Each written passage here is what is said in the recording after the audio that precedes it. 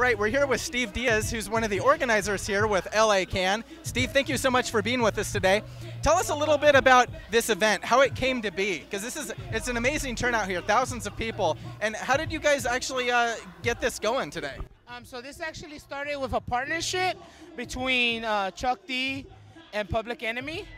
Chuck D and his wife were associated with numerous academics who were actually documenting the organizing that's going on in Skid Row around housing and civil rights issues. And Chuck D came down for a tour and he wanted to give back. So what ended up happening was he helped organize this event along with a fundraiser for LA Can to acknowledge the book release of a book called Freedom Now, which documents the struggle of LA Can and Skid Row residents organizing against gentrification in downtown. Awesome, awesome.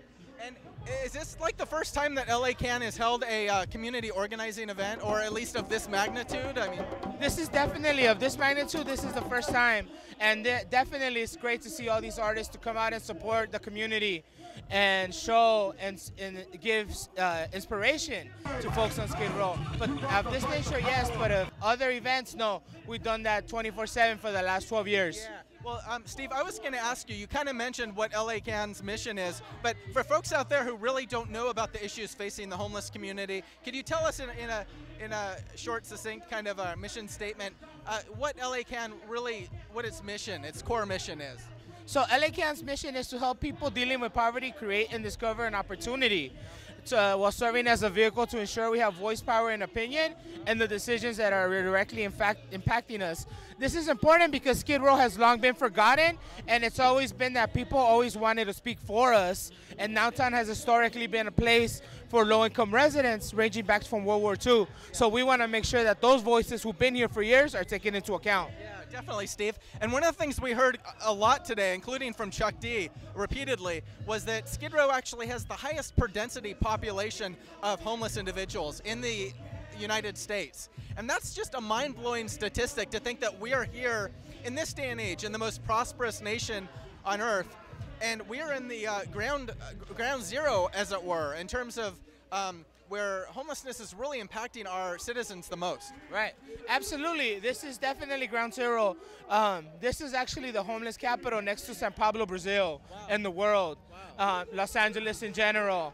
Downtown also has about 75 to 8,500 affordable housing units that are at risk with all the development happening to being sold to greedy landlords. Yeah, gotcha. Well, Steve, I wanted to ask you, you know, I'd imagine over the last couple years, 4 or 5 years since the recession, or some people say depression, has hit, has there been an increase in homelessness here in Skid Row, or it's existed for a while? I mean, here, that issue, but has there been an increase in the last like 4 or 5 years? Definitely, there's been an increase with the Great Depression, the Part 2, and with the economy falling. There's definitely been those issues, and there's always been issues of homelessness for extremely low-income people. We're always the first ones to go. So. Yeah, definitely. Well, Steve, for folks out there that want to find out more information about LA Can, we're going to go ahead and put the website up on screen right now so folks can check them out. But how do folks get involved in LA Can? How do they support the mission of what you guys are doing? So folks can definitely call 213-228-0024 or visit cangress.org, and they can find out everything that they like about the organization and how to support LA Can. Definitely. And in terms of support, that includes, of course, volunteering, kind folks like you who are volunteering their time and energy at events like this and other things, but also folks that can generate financially, because, of course, it does ultimately cost money to do the work that you guys do. Definitely, folks. Folks can do anything from a $1 donation to an hour of their time to an hour of research time online. You name it, they can do it. Yeah, awesome.